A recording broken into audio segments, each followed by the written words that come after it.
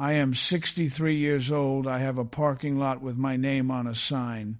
I have a watch that costs more than my father made in a year. I have a filing cabinet full of contracts that built something real, something I dragged up from nothing with my bare hands. And on the night I crossed $1 million in revenue, I sat in my office chair, alone, fluorescent light buzzing above me, cold coffee on the desk, and I could not think of a single person I wanted to call, not one. That silence was the loudest thing I have ever heard in my life, louder than any celebration, louder than any applause. I had built something extraordinary, and somewhere along the way, without ever noticing, I had burned everything else to the ground. They sell it to you young, before you know any better, before you have anything real to lose. They put it in magazines, in podcasts, in the mouths of men on stages wearing expensive sneakers. They call it ambition. They call it legacy. They dress it up in words like freedom and ownership and building something that matters. And you believe them.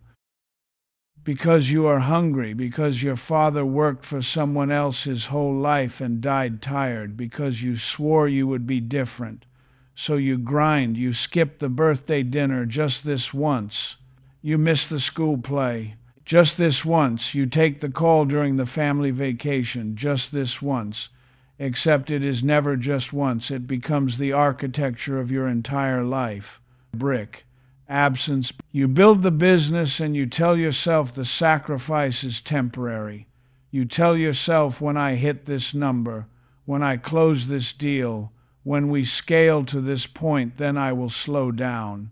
Then I will be present, then I will have time. That moment never comes because the business is a hungry animal. You feed it and it grows, and the bigger it grows, the more it demands. There is always another number, another crisis, another reason the phone needs to be answered at 10 o'clock on a Sunday night. The hustle culture priests never tell you that part. They show you the yacht. They never show you the hospital waiting room. They never show you the look on your wife's face when she stops asking you to come to bed. That look. When hope leaves a person's eyes, that is the real cost of the $1 million. And they will never put that on a motivational poster. I want to tell you about Ray Kowalski, 22 years my business partner. The man knew my quarterly projections better than he knew his own children's birthdays. And I say that not as a metaphor. I say that because it is the plain, ugly truth. We built the business together, side by side. 2 desks facing each other in a rented office above a dry cleaner on Merchant Street. We ate bad sandwiches and made big plans and shook hands on a dream neither of us fully understood yet. Ray was brilliant. Ray was tireless. Ray was the first one in and the last one out every single day for 2 decades. Ray died at 58, heart attack, Tuesday morning, still at his desk. His coffee was still warm when they found him. I gave the eulogy. I stood at that podium in a church that smelled of candle wax and old wood, and I talked about what Ray built. The contracts, the growth, the company he gave his life to, and I meant every word. But then I looked down at the front pew, his son Marcus, 17 years old, broad shoulders, his father's jaw, sitting there in a suit that was slightly too big for him. He was not crying, he was just sitting very still, staring at the floor, like a boy at a stranger's funeral. That boy had lost his father years before Tuesday morning. He lost him to late nights and early calls and weekends that never came. He lost him to the hungry animal. He just did not get the paperwork until that Tuesday. I drove home from that funeral and I sat in my driveway for a long time. I thought about my own son. I thought about how many of his games I had a good reason to miss. A good reason. Like that matters to a boy who just wanted his father in the bleachers. So I am going to give you 3 tests. Not advice, not suggestions. Tests. The kind you fail in real time with real consequences. I use them now. I wish I had used them at 32, standing in that rented office above the dry cleaner, making big plans on an empty stomach. The first test is the deathbed test. Whatever you are about to sacrifice, a Saturday morning, a dinner, a phone call from your kid, ask yourself one question. Will I wish I had done this when I am lying in a hospital bed at the end? Not the deal, not the deliverable, the thing you are giving up to chase the deal. Picture the bed, picture the ceiling tiles, picture who is in the room with you. Now answer honestly. Most men answer wrong for 50 years and only get honest at the very end.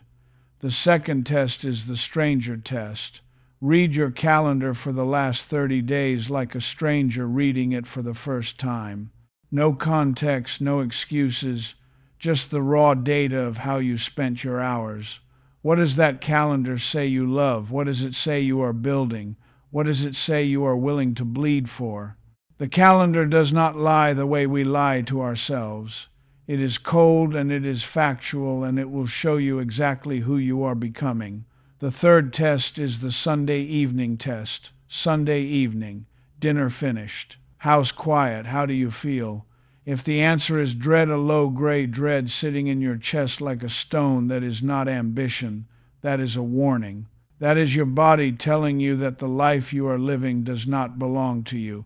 3 tests, simple as that. If you are sitting there right now recognizing yourself in every single word, leave a comment.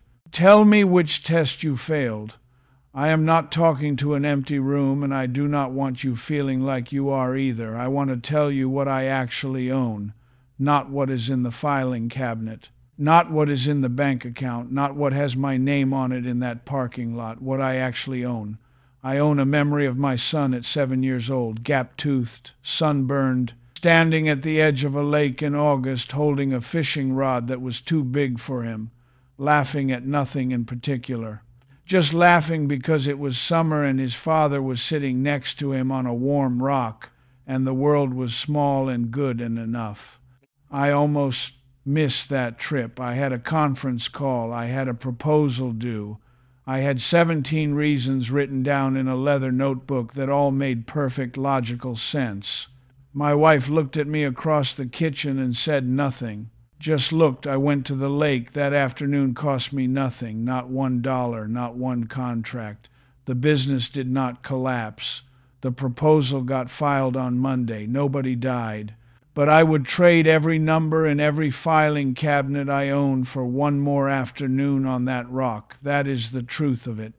Real wealth is not passive income. Real wealth is not the freedom to buy things. Real wealth is the unremarkable Tuesday afternoon that belongs entirely to you, the slow cup of coffee that nobody is interrupting, the Sunday morning where the phone stays face down on the counter and nobody questions it, the dinner table where 4 people sit and nobody is somewhere else in their head. These things sound small. They are not small. They are the entire point. The $1 million is a tool, a good tool, a useful tool. But a hammer does not make a home. You make the home with your presence, with your attention, with the ordinary and irreplaceable hours that you choose to spend looking at the faces of the people who will one day stand at your funeral. The question is not how much you built. The question is who was watching you build it, and whether they still remember your face when you were not working. I need you to understand something before you close this video and go back to your life. The clock did not stop while you were watching this, not 1 second of it. While you sat here, the clock kept moving. Your kid got a little older. Your wife sat in another room without you. Your body burned through another handful of days it is never getting back. The calendar on your wall flipped forward whether you were paying attention or not. That is not a metaphor. That is physics. I am 63 years old, and I am telling you that the years do not slow down. They accelerate. 40 becomes 50, becomes 60 before you have finished arguing with yourself about whether you are ready to change. The man who says he will slow down next quarter has been saying it since he was 35. I know because I was that man. I have the leather notebooks to prove it. Filled with reasons, filled with plans, filled with the confident handwriting of a person who believed he had more time than he did. You do not have more time than you think. You have less. The business will survive a Sunday afternoon without you. The inbox will wait. The quarterly numbers will get discussed in a conference room, whether you are sitting at the head of the table or lying in a hospital bed with tubes in your arm. But your daughter's recital will not wait. Your father's last good years will not wait. The conversation your wife has been trying to have with you for 6 months will not wait forever. One day she will stop trying, and that particular silence is a door closing that does not open again. Ray's coffee was still warm when they found him. Still warm. He thought he had Tuesday afternoon. He thought he had next weekend. He thought he had time to be the father Marcus needed him to be once things settled down. Things never settled down. Do not be Ray, not because the work does not matter, but because the work is not the thing that will look back at you from that hospital room ceiling at the end. The work will not hold your hand. The work will not cry at your funeral. The work will post a tribute on the company website and hire your replacement before the flowers on your grave have wilted. The people will remember. If you give them something to remember, start today. Not Monday, not next quarter, not when the deal closes. Today.